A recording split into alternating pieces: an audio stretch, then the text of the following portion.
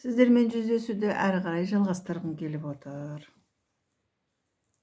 Алғашқы жазғаным, сіздермен бөліскенім ол талғар мәселесіне қатысты деген кейбір сол кездегі оқиғаны білдіретін пікір болса, бүгінгі кездесу жай ғана қазақтың сөз шеберлері, би шешендерінің мысалдары. Қабыл алыңыздар. Түзде жүрсем батырмын деген. Толыбай деген кісі әрі батыр, әрі шешен болыпты. Ас пен тойда кедеймін деп ығыспай, батыр билерге, бай мырзаларға сөз бермейді екен. Бір жолы тойдан қайтқан бір топ бай мырзалар қонақасыдан ұялтып кету үшін Толыбайдың үйіне арнайы сау өте түсіпті, барыпты арнайы. Бұл кезде Толыбай жалаң аяқ, жалаң бас, тар түйіп жатса керек. Келген мырзалар үй сыртынан «Ассалаумағалейкум, Толыбай батыр» дейді. «Уағалейкум, жайсаң мен қасқалар, кедейшілік ердің түсін басқалар. Түзде жүрсем батырмын, үйде отырсақ қатынбыз, қатын ауру бала жас тар түйіп жатырмыз. Таудан үлкен талабым бар, ит ішпейтін шалабым бар. Түссеңдер міне лашық, кетсеңдер жолдарың ашық» деп Толыбай шешен бір ауыз сөзбен ойын білдірген екен. Білетін адам тауып айтады деген осы болған болу керек. Келесі бір мысал Әнет бабаның жауабы делінеді. Әнет бабадан бірде күлтөбеге жиналған ел былай деп сұраған екен: «Баба, дүниеде не арсыз, не ғайып, не дауасыз, не қадірсіз, не тәтті, не күшті, не жаман» деп 7 сұрақ қойыпты.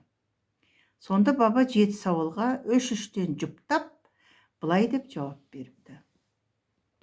3 арсыз бар, олар мыналар: ұйқы арсыз, тамақ арсыз, күлкі арсыз. 3 ғайып бар: ажал ғайып, қонақ ғайып, несібе ғайып. 3 дауасыз бар, олар мыналар: мінез дауасыз, кәрілік дауасыз, ажал дауасыз деген екен. 3 қадірсіз бар: жігіттік қадірсіз, денсаулық қадірсіз, әйел қадірсіз депті. Қадірсіз дегені адам баласы жас уағында осы 3 асыл нәрсенің қадірін білмейді, ес тоқтата келе опынады дегені сол ойын білдірсе керек. 3 тәтті бар: жан тәтті, мал тәтті, жар тәтті. 3 күшті бар: ақыл күшті, жүрек күшті, тіл күшті.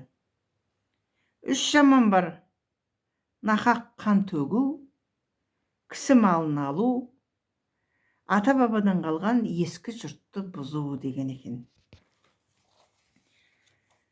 Дүниеде неше жетім бар деп сұрағанда Әнет баба былай депті: дүниеде 7 жетім бар, олар мыналар: сөз жетім ынтаменен тыңдалмаса, бөз жетім киілместен тозған болса, жер жетім иесі жоқ қалған болса, ел жетім жақсы басшы арман болса, көл жетім қаз қонбаса, құстары ұшып, ер жетім жеке қалса, тізе құшып, болмаса замандасың тойға барма, басыңда жалғыздықтың торы түсіп деген екен.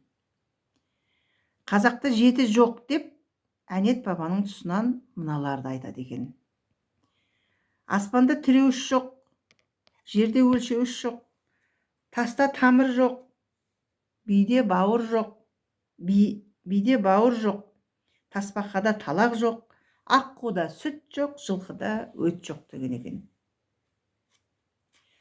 Және де Әнет бабадан 7 қазынаға нелер жатады деп сұрағанда ол кісі мүдірмей жауап беріпті: ақылды әйел, ер жігіт, ілім білім, жүйрік ат, қыран бүркіт, берен мылтық пен алғыр ит деген екен. Соны айтқанда біреу тұрып былай деген екен: баба, қазақта тағы бір мақал бар ғой: бала белде, қатын жолда дейді. Ер жігіт әйелді жаудан олжалап алады, айттырса қалың малына 40 жылқы айдап апарып береді. Бұл шығын.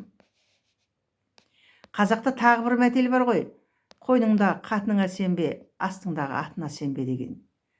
Тағы айтады, атың жаман болса сатып құтыласың, қатының жаман болса қайтып құтыласың. Соған қарағанда әйелді жеті қазынаның бірі деу дұрыс бола қояр ма екен деп мысқылдапты. Сонда Әнет баба, әйел жеті қазынаның бірі ғана емес, біріншісі болуы тиіс. Дүниедегі барлық тіршілік атаулының анасы әйел. Сондықтан оған тіл тигізуге де, қол тигізуге де болмайды. Пайғамбарымыздың өзі әйелдерді қатты құрмет тұтқан, ал бірде-екілі ауылдың бейпіл ауыздары әйел туралы, бейпіл ауыз әйелдері туралы жаман сөз айтар болса, ондайларға тыйым салу керек.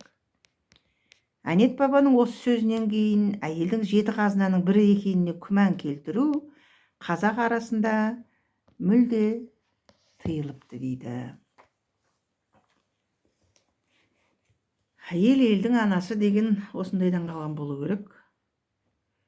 Күнде естіп, құлағымызға жатық болып қалса да, еске түсіріп, ойлануға қажетті тәмсілдер екен, қабыл алыңыздар.